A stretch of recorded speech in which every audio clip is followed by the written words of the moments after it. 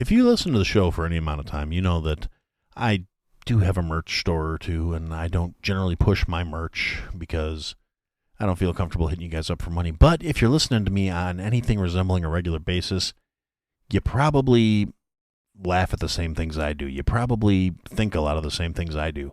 So why don't you go check out horribledesigns.com. They have assorted merchandise with funny comments on it, funny t-shirts, funny mouse pads, funny coffee cups, and then some stuff that maybe not necessarily so funny, but is definitely relevant, whether it's a social opinion, an economic opinion, a stance on, things like veganism or whether or not you need essential oils in your life. So, yeah, anyway, that's my little plug. I have some of their shirts. They're comfortable. They're cool. I like them. HorribleDesigns.com. Go check it out. The podcast you are about to listen to contains at least one of the following: strong language, disturbing topics, abusive opinions, generally things that aren't appropriate for little kids or overly sensitive people. So, if any of that stuff's going to get your nose out of joint, this is your chance to turn it off. Welcome to I Had to Say It, the podcast where I talk about things that I feel need talking about, and sometimes they're not getting the attention they deserve. And your feelings, they're not under consideration. So, at this point, it's pretty much a done deal. Elon Musk has bought Twitter. The outrage is pretty much exactly what people that were watching this sort of shit were calling for. It's going pretty much exactly how people anticipated.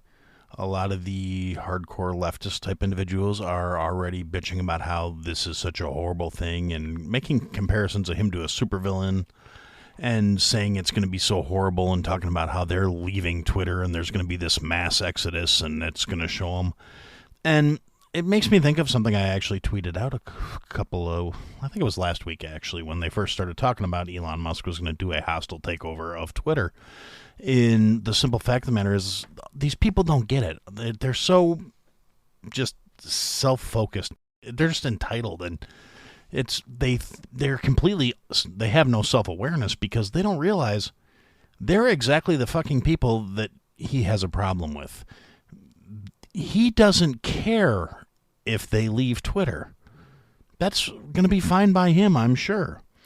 And furthermore, the people that are selling Twitter don't care either. They don't give a shit because they're out. They're done. They're getting their checks and they're fucking cutting out. It doesn't matter to them if the platform succeeds or fails because they got their money and they're done with it. So I don't understand why they think it's this huge, big, mega fucking deal. They do, though, for whatever reason. And that's been getting a lot of coverage on the assorted social media platforms and even little blurbs on some of the news outlets. But I don't really follow the news too closely anymore because they've pretty much been proven to be completely worthless when it comes to facts. It's all, fear-mongering and agenda-pushing and just utter horseshit. And there was a time where I wouldn't have said that for fear of coming off like a conspiracy nut, but the conspiracy nuts have a much better track record than the official media at this point. They've been right about so much where I really don't consider them conspiracy nuts anymore. I mean, I don't think the world's flat or calzone shaped or any of that other horse shit. But I do think that we're being lied to on such a regular basis by a bunch of people that are so used to doing it and just having it accepted that they don't realize nobody gives them any credit anymore. They don't realize there's no stock in their trade. They don't realize how fucking worthless they really are and how many people feel that way these days. So they focus on this shit, the irrelevant, stupid, distractionary bullshit. And honestly, I just to weigh in on the matter because somebody might care what I have to say about it. I mean, if you guys are coming back and listening every week, obviously you at least care a little bit about what I think about things. But I think if Elon Musk does what he's actually saying he wants to do with the platform, it could be a good thing because regardless of how the very vocal people who are in support of the way Twitter is currently run feel about things, it's not, for all the people that are on it and how much of a component of day-to-day life it is, it's really not a fair and balanced platform. They definitely have an agenda. They definitely have stories they push. They definitely have narratives they try to push. They have And speaking of somebody who's gotten content warnings for simple statements of facts, not attacking anyone personally, not any of the much pettier and meaner shit that I am a human being is capable of, just stating things that didn't fit whatever they were trying to push. I've gotten content warnings. I've had, posts flagged. I've managed to piss off people by saying things they didn't want to hear, and then they report my posts, and then I have to try and appeal them and go, what the fuck did I violate in your community guidelines? Other than saying something somebody didn't want to hear. So, in terms of all these people that are whining about how horrible it's going to make the platform and how it's just going to destroy everything and it's just going to be used to push the evil billionaires narrative, I don't have any sympathy for those fucking people because they are fine with narratives being pushed as long as it aligns with what they believe. The billionaire, evil, potential Bond villain motherfucker, his statement that has everybody so bent out of shape is he's going to allow free speech. He's going to make it a fair and open forum where people can, as long as they're not making threats of physical violence, which a lot of the more extreme left-leaning individuals do on a regular basis. They call for violence against groups. They call for violence against individuals. They release people's personal information. Doxing, it's called. Releasing documents that verify a person's personal information. They harass, they instigate, they cause problems, and then they bitch about how unfair they're getting treated. And they have no problem doing these exact same behaviors to other people. Now, being told that the playing field's going to be leveled, and as long as people aren't being ignorant assholes and threatening each other and calling for violence or harm against each other, they're going to be allowed to have their say, whether you like it or fucking not, just doesn't sit well with some people. And they're instantly going to their default of I'm going to leave the platform. Good, fuck off. Nobody's going to miss you. The people that are happy about what's going on don't care if you leave. They want you to go because you're a fucking nuisance. And the people that are, a lot of the people that are bitching about this whole thing, they were also the ones who were like, well, if you don't like it, get your own platform. This is ours. Well, I hate to break it to you, but yeah, it's a lot easier to just go, you know what, I can afford to buy it because I don't like the way it's run, so go fuck yourself. And the second thing these people are defaulting to is, oh, well, instead of this, he could have done that with the money, or he could have done this with the money, or he should have done that. He's a horrible person. That doesn't make him a horrible person because he doesn't want to spend his money in the way you feel it should be spent. There's a meme floating around out there that says, instead of worrying about how this guy is spending his money, why don't you worry about how these guys are spending your money? And the top is a picture of Elon, and the bottom is a picture of a bunch of politicians signing a bill, pissing away our money. They're not spending their money. They're not writing a hugely deficit budget using their own funds. They are pissing away the American population's money. The government does not produce anything. I've said it so many times. It still holds true. They don't produce shit, so the fact that they are just, willy-nilly throwing around trillions of dollars, all the bullshit people are saying Elon Musk should be doing with his personally amassed wealth, which, whether you like it or not, that's his money. He earned it. He's a shrewd business motherfucker. He's a savvy investor. He is good at making money. That does not mean he is obligated to spend it on shit you think is important. It's his money to do with as he pleases. And all these people that bitch about it, he pays more taxes than anyone else in the country. This last year, he literally paid more taxes than anyone else in the United States. And people still bitch about, oh, well, he should be doing this and he should be doing that. And then, we have these social media manipulating assholes, and they're not actual true representatives of the organizations, but they are the hired selected face, and people that tweet out, oh, well, for this much money you could end world hunger. And Elon Musk rose to the challenge. To be fair, he said, you know what, fine, tell me how to spend that money, tell me how for that much money you are going to be able to end world hunger, and make it completely transparent. I want to see where every nickel of my money goes, and I'll write you a check right now. And this was like the UN, one of the World Hunger Foundation division or whatever.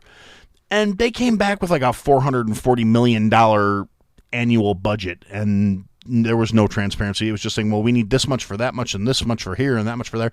And it may fix the hunger problems. Now, this is going to spool off into the next thing I want to talk about. But that didn't meet any of his criteria. It did not explain exactly how it was going to end world hunger with this money. It did not include transparency to tell where the money was being spent. It was, oh, well, we have a budget and this is how we think we can better the situation, without any real detail in what they give him. And people are going, well, they gave him an offer and he just ghosted him. He didn't give him the check. No, they didn't give him what he said he wanted for his $6 billion. And he did donate $6 billion to different charities and different organizations to help people all around the world in shitty situations. He just didn't give it to the assholes who said, we can fix the problem for X, and then not deliver on any real plan or idea of how that number was achieved or what they were going to do with it. It was another asshole talking shit on social media that couldn't back up what they said with the information necessary to get what they were expecting. So I don't have any sympathy for those fucks either. And ultimately, if you haven't been paying attention, another thing that's going on in the world right now is there are food supply issues. And the general mainstream media, which at this point translates to pretty much the same thing as the federal government in the United States and the left-leaning side of the aisle, and all the, the powers that be. And I personally, I don't differentiate too much between the left and the right when it comes to the sitting politicians, because they're all fucking worthless. They're all corrupt. They're all useless. They're all bought and paid for. They're a bunch of random fuckheads that aren't worth a fart in a high wind. So this bunch of worthless random fuckheads who rob us every day and take a third of our fucking life from us, because let's face it, that's what they take in your payroll taxes. If you're not sucking at the teat of the system and you're not sponging off of the people who do have jobs, if you're out there busting your ass and working and having your taxes taken out of every paycheck and having Social Security taken out of your paycheck that you will probably never see at the rate things are going. Social Security is underfunded because there's a lot of factors in it. People are living longer than it was originally planned for when they set the system up in the first place. But also, the politicians are dipping into it for their own little fucking pet projects and shit. They were never supposed to be allowed to touch that money, but when the people that control the purse strings are the same ones that make the fucking rules, yeah, pretty much every promise they make is only as good as the breath it comes out on, and it lasts for just about as long. But that's neither here nor there either. The point being, all these people that are pushing the whole you should be doing this with your money narrative, and if you look at the news, they've been talking about food shortages, but there's a lot of shit that's not getting nearly the amount of attention that it should be. And there has been an inordinate amount of disasters affecting food production in the United States at this point. There have been fires at food production plants. There have been outbreaks of avian flu that are killing off chickens and turkeys, which subsequently is also killing off eggs, which are in damn near everything you buy that's a convenience-made food product. So there's no eggs, so they can't make battered stuff. They can't make cakes. They can't make breads. They can make some, obviously. There are recipes that don't entail eggs, but a large portion of the convenience food products have eggs in one form or another in them. So all of a sudden, all the convenience food products are going to be disappearing off the shelves. And so now we're looking at compounding that with the fact that these production facilities are burning to the ground and collapsing and having issues. And there's been a ridiculous amount of fires in production facilities recently. There has been problems with meat processing facilities. And I always preface statements where saying I don't want to sound like I should be wrapping my head in tinfoil, because frankly, I'm still at the point where I think that radio wave mind control shit's a little far-fetched, at least until Elon. And listen, like I said, I'm not a huge Elon fanboy. Like the idea he wants to stick a microchip in everybody's head to connect to the internet, I'm not okay with that. The Neuralink shit, I'm not all right with. But that's a whole different kettle of fish. I'm talking about food. I'm trying to, if I could keep myself from getting sidetracked, I'm trying to talk about food shortages. Now, this stuff has been spooling up for months. And they're trying to blame a whole bunch of it on the conflict in the Ukraine and the Russian war over there, saying, oh, well, it's the European breadbasket. Yeah, this shit has been going on for months. We have been having product shortages in the stores for years at this point. And doing what I do for a living, I do have probably a little bit more focus on this than a lot of your average people do. And I'm more aware of some of the production issues and things like that. But some of it, too, is the production facilities, when the slaughterhouses were shut down, when the processing plants were being shut down, and things were running on limited crews and restricted crews, and people were, every single COVID outbreak that shut down a manufacturing plant for 2 weeks at a time, it forced the processors to reassess their production levels and to reassess the products they're selling. And one of the things we got used to in America was that they would make products because that's what people wanted. And there was surplus of things being produced, and there was enough extra things that could be processed into other things. And the ridiculously processed levels of some of our foods that we eat in this country are a direct result of trying to utilize as much product as possible in the manufacturing process. Now, with the reduction in source materials that are available, subsequently, a lot of that more trivial shit that did not have as high of a profit margin or was not as big of a seller is going to go away and probably not come back for years, if at all. A lot of the standard, like, bulk whole muscle meats and things like that, they're a lot harder to find. And one of the factors that contributes to this is doubled down on by the fact that for the last year and a half, 2 years, however long we were doing it, everybody's been doing it differently. I never ordered a single fucking thing from DoorDash in my life. I've never ordered anything that was processed and delivered to my house other than a fucking pizza from a local place. And that's not, I don't judge people that do things that way, but this is relevant in the terms that the dynamic has shifted as far as production for meals goes in this country at this point.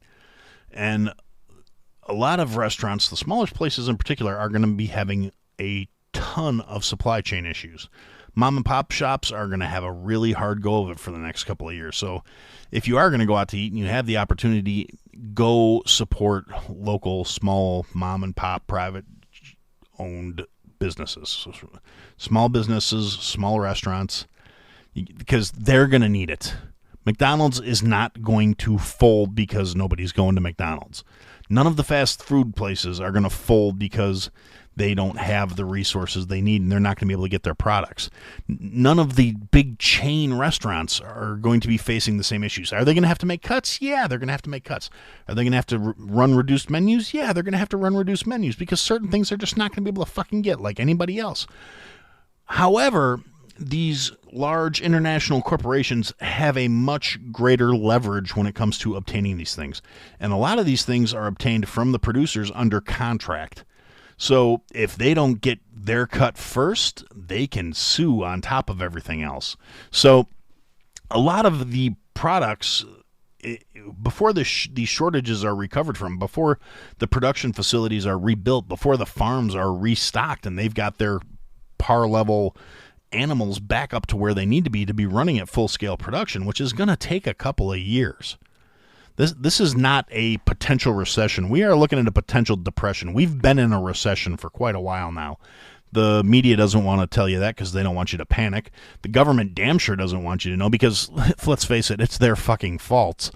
But from a purely availability standpoint, McDonald's, KFC, Arby's, Hardee's, Carl Jr.'s, all those, I mean, a lot of them are actually all under the same umbrella of the companies that own them, and that's a whole different conversation. But those producers, the biggest volume producers in the country, the ones who buy the most from all these farms and manufacturing facilities, they get first dip at the well.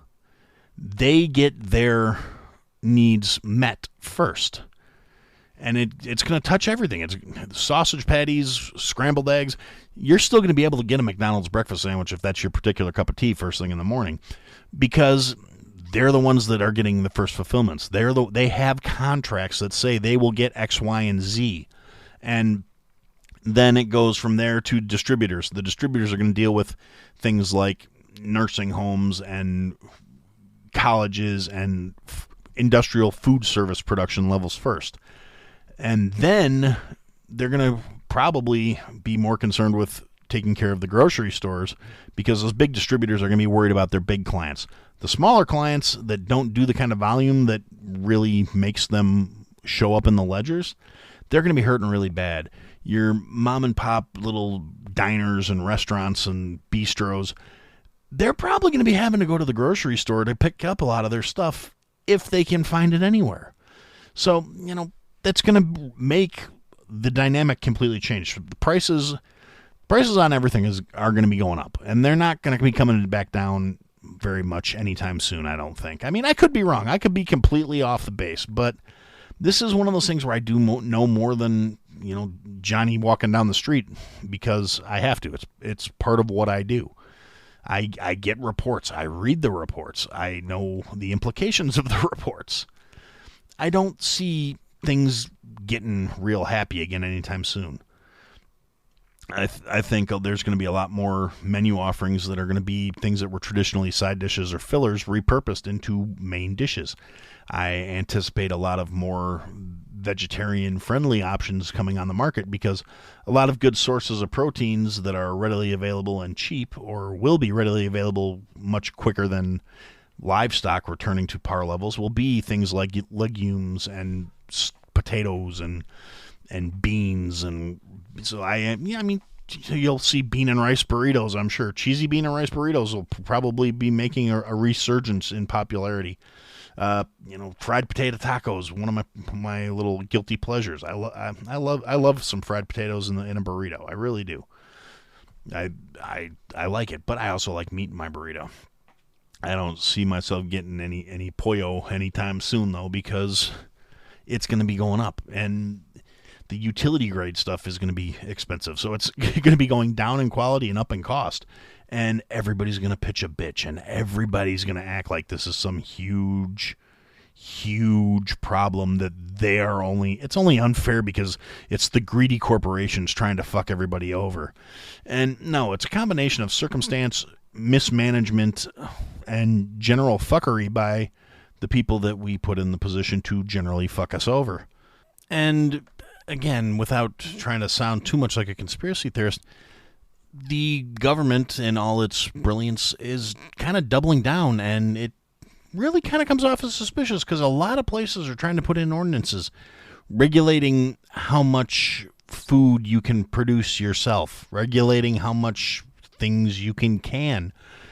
During the pandemic, when there were people literally, I heard things saying, well, you can only buy so much stuff, and you need to report people if they're hoarding these things. Things that our grandparents, great-grandparents would have done normally, like canning their own vegetables or growing their own vegetables. And I know it's not a realistic thing for everybody, but, maybe it's something you want to consider. With the growing season is starting real soon here in the States, maybe setting up a few container gardens and growing some of your own tomatoes, your own zucchinis, your own onions.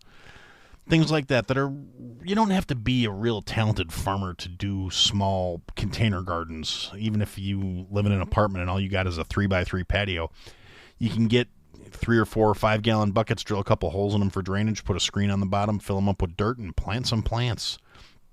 You're gonna need to start learning how to be a little more independent, or else we're gonna become completely dependent.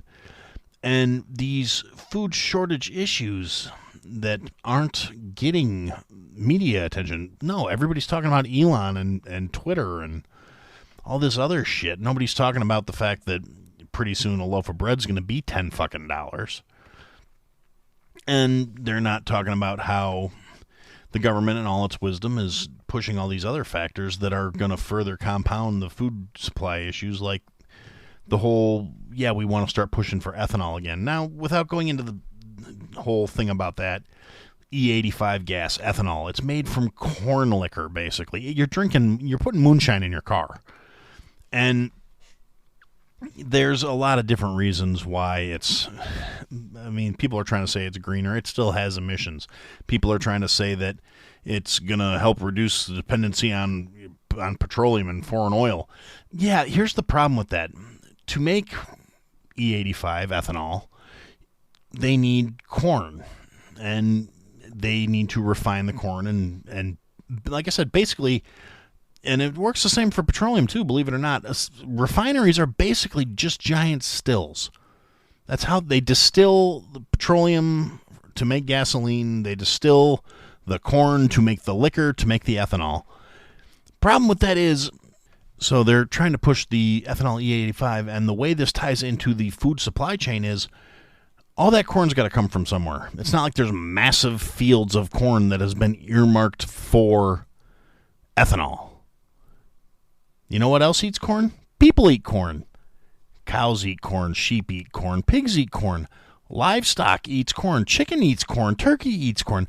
Literally, let's say 85-90% of our food needs corn in some way, shape, or form to exist. So now all of a sudden the government's putting out stipends to use this corn to produce fuel because, again, a bunch of fucking doddering idiots that should not be making policy. They're not smart. They were not elected based on anything other than, charisma and party politics. They're not experts, and they're writing policy based on bad information, bad advice, and no common fucking sense. You can't take... It's kind of like trying to spend your paycheck on 6 different things when you only have enough money for 3. You can't keep spending the same money in multiple places. You can't allot the same resources to different needs and still use the same amount of resources. So you can't just willy-nilly say at the same time we're having a massive food shortage, we're going to also start pushing ethanol for fuel. It's piss poor thought processes, but I don't know what else to expect from the people in charge these days. So now you fold this piss poor concept of how the real world works in with all the other bullshit that's going on the planet right now, including the war in Ukraine, including all the other food issues, including climate issues, which are fucking with production. Crops, the weather has been completely... I'm not saying climate change isn't a real thing. Climate change happens every fucking day. The climate changes a lot, but the weather isn't doing what it used to do. And whether or not you want to talk about humans having a direct impact on that, and the fact that the global climate moves in cycles, but other planets are having weather issues too, so it may have something to do. Maybe, who knows? Maybe the sun's going to burn out in the next 10 years, and the scientists were all wrong. But the point being, there have been climate issues affecting supply chains and quality of produce and quality of different things from around the world. And food we import in the U.S. coming from Central America and South America and other countries, that they're facing quality issues and production issues. And commercial farming, in a lot of ways, it's also being fucked up with the war because of a lot of fertilizer chemicals come from the region that is being affected by a war. And a lot of stuff is bought from Russia, and with trade embargoes, that means they can't make fertilizer, so these giant commercial farms can't produce at the levels they're used to. They have to go back to a slightly more natural level. And there's been a lot of irresponsible farming as corporate farming has taken over and stopped being family farms. Family farms had a lot more vested interest in making sure the land stayed healthy and rotating crops and things like that. Big commercial farms, not so much. They figure they'll dump some chemicals in the ground, keep things growing. So there's all kinds of compounding issues here. So going back to all these dipshits who are saying, well, Elon could have used all that money instead of trying to buy the Twitter to try and feed the world. You can't buy what doesn't fucking exist. There's not some massive surplus of food that's being sat on somewhere that just isn't making it to all these poor pissed-on countries because they don't have the money. And Elon is a lot better with money than the vast majority of all these dipshits who are trying to criticize him. That's why he has it, and they don't. And again, I'm not this huge Elon Musk fanboy. I don't necessarily think he's a great person. I think he's a fucking weirdo. I think he has a lot of things that he's totally for that I am not okay with. And that's fine. Do I support him trying to say, okay, Twitter's a fucking left-leaning shit show that doesn't promote free speech, that censors and pushes an agenda, and I want to change that? Yeah, that's great. I support anybody who actually is in favor of free speech. I don't have to like anything else he does, and I don't have to agree with everything else he does. I don't necessarily think that he's a wonderful human being. Yes, the guy has the potential to be a fucking Bond villain. He's not the only one. And there are some genuinely nefarious motherfuckers out there. I don't think he's quite at that level because he's not one of the, old money families. He's not somebody that grew up richer than they knew what to do with. He got his money by, like I said, shrewd investing, making moves that needed to be made, and generally the things he may play dirty, but he plays to win. And I don't have to like it, but I have to at least acknowledge it and kind of respect it, you know? And yeah, so he's not just going to go, oh, here, let me throw my money around on things that these people say are important, because he's smart enough to know there's no magic fix. There's nothing you can just throw a set amount of money at and it's just going to fucking go away. Because the things aren't there. They're not there, so they can't be bought. The stuff that does exist, that's already spoken for, all that would happen is the stuff that's already there would get more expensive and the money wouldn't be enough. Because that's just the way it's going to work. By asking for transparency and asking for a detailed summary of where every fucking nickel's going to go, he completely eliminates the possibility for graft, so these assholes aren't on board with it either. That whole I have to wet my beak shit doesn't fly when the guy who's signing the checks wants to know where every nickel went. So realistically, I guess the whole point I'm trying to get at is there is a food crisis that is already happening. You may not completely be feeling the crunch yet, but on the other hand, like where I'm living, when the people were posting pictures of grocery stores with nothing on the fucking shelves, honestly, I don't think I ever completely felt that crunch here. I mean, yeah, there were things I was looking for that I couldn't find when I was laid off and I wanted to start making bread again just for shits and giggles. I couldn't find any bread flour because literally every other fucker that was sitting at home decided they wanted to learn how to make sourdough. Me, I just wanted pretzels. I'm a little view behind the curtain here. Aaron's big thing when the pandemic started was he wanted to make a shitload of Bavarian pretzels, but he couldn't find any flour at the grocery store. And then I did find a bag of flour. I found a 50-pound bag of flour, and I bought it because I didn't know when I'd be able to find some more. And I had all kinds of plans to make a shitload of pretzels. And then my wife convinced me that we should start keto, and I gave the flour to family members. It's like, hey, you bake, here, have as much flour as you could possibly want. Yeah, no, it's on me. So, yeah, it didn't wind up working out. I didn't get my pretzels. We went keto. I lost like 80 pounds. It was fantastic. But beyond that, so the shortages are already happening, and they're going to get worse before they get better. And you're not going to be able to get the things you want because you're not high enough up on the chain of things. So you're going to have to go to, if you want to get things, you're going to have to go to the restaurants to get them. You're going to have to go to your convenience and your fast food places. And you're going to have to change what your expectations are. And you're going to have to maybe eat some things you're not real fond of. Or you can do something about it. A lot of these episodes, I'm trying to push. Do something to make your situation better. Don't sit around and bitch. Don't complain because you're not getting what you think you deserve. It's kind of like this line from Unforgiven. Great movie, Clint Eastwood. I mean, even if you're not a big fan of cowboy movies, that was a good movie. And even if you don't like Clint Eastwood, I think he's kind of losing it here towards the end. And I know he's not gone yet, but I digress. The great line in the movie Unforgiven, where he said, "Deserve's got nothing to do with it." Yeah, that's the truth. That's life. Deserve doesn't mean shit. If you want something, you got to go out, you got to earn it, you got to be able to take it. Not necessarily in a bad way like taking it from somebody else, but you got to be able to put your hands on it and claim it as your own. You have to earn it so you have a right to it. Nobody owes you a fucking thing. That's, kind of the reoccurring theme of this show. And so, yeah, usually I'm telling you all these other things that you can do to help increase your personal value.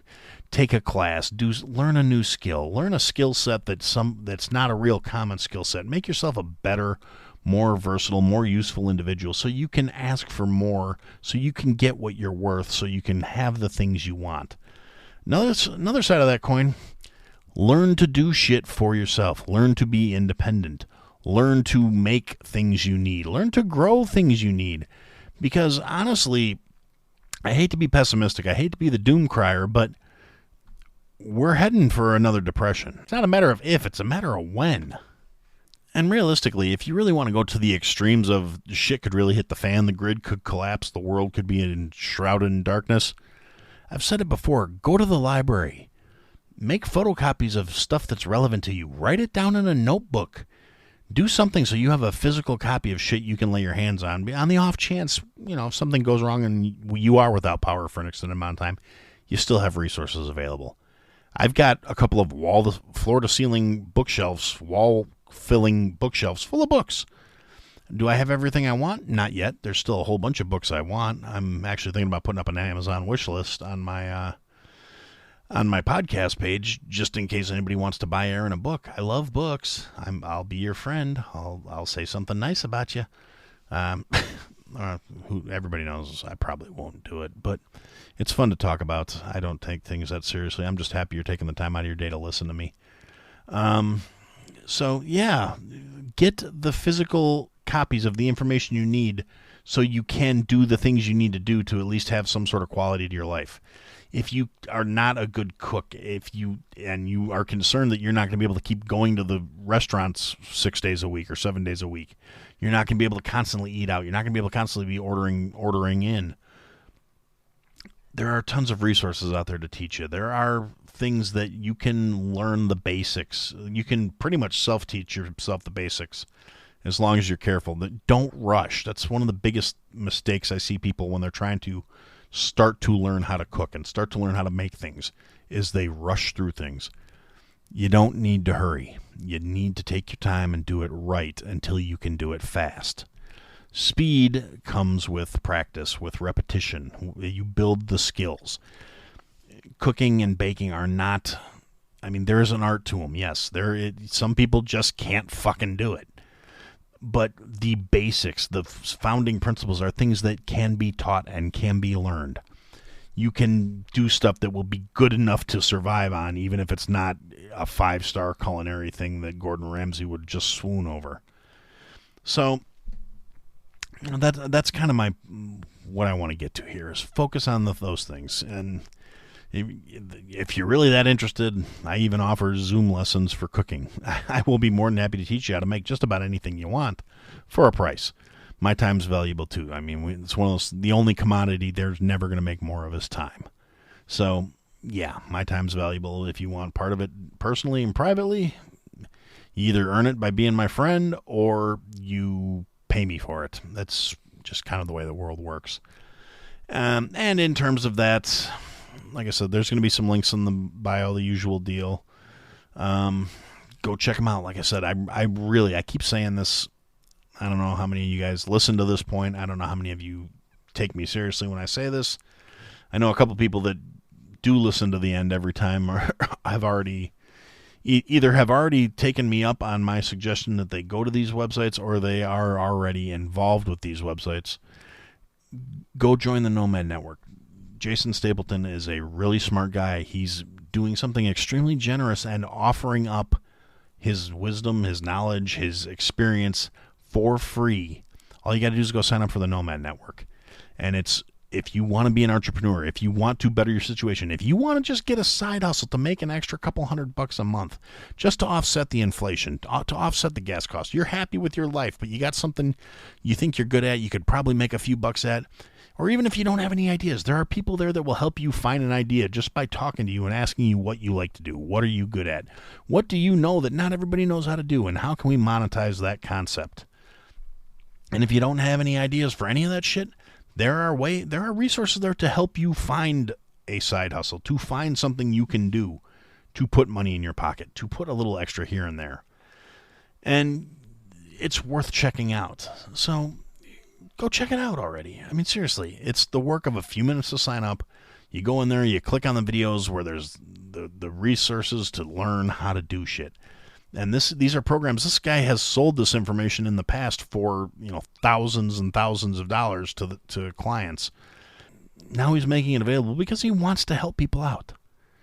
You got to be stupid not to at least look at it. And I like to think my listeners aren't fucking stupid. And in the last little bit of, housekeeping, we'll call it, a couple of things I wanted to touch on real quick. I'm ordering some new stickers. I'm putting together sticker packs. If you would like some sticker packs, you want to take them out and do some guerrilla marketing for Aaron and slap them up in random places so they can be steered towards the show, and you like what you're hearing and you want to do that for me, just drop me a message, shoot me a DM, whatever. And when I get the new stickers, they will be going out, getting mailed out to everybody. I'm going to be setting up a P.O. box just for people who want to correspond with me or whatever. And information will be available on the website. And also, I have started recording. I don't really push the fact that I have a Patreon account set up, but I am going to be adding stuff to it. I know I originally had everybody try and sign up for a newsletter that I turned out to not be very good at putting together. So if anybody wants to help me out with a newsletter and you're good at that kind of shit, again, drop me a line. I'd love to have some help. But I've started recording some stuff. I'm going to be a bunch of audio that's going to be up behind the paywall on the Patreon account. Kind of going into more depth on things that I've touched on in episodes and other things that I think are, a little more relevant. They're going to be longer sessions, more involved, so you can kind of listen to them at your leisure. And it's going to touch on a lot of stuff, and I've got some interviews lined up. I've had a lot of people that did apparently like the interview sessions, even though I haven't had one in a couple of weeks. I've got some new ones on the books that'll be coming on. I've got some more guests lined up. I've got a couple new concepts I'm working on as far as extra Friday episodes that'll be coming out. And there's going to be the standard episode that comes out on Friday, and then there's going to be a kind of like behind the scenes, like all the other stuff that didn't make it into the episode was going to be available on the Patreon behind the paywall.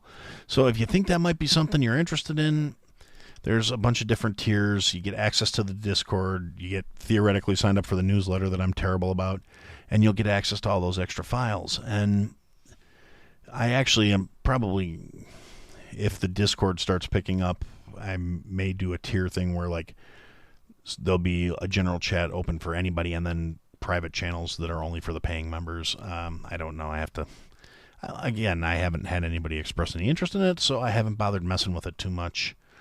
But if you want to get on the ground floor, you can be there to watch me flail about trying to make things work and make everybody happy with it and think it's all cool.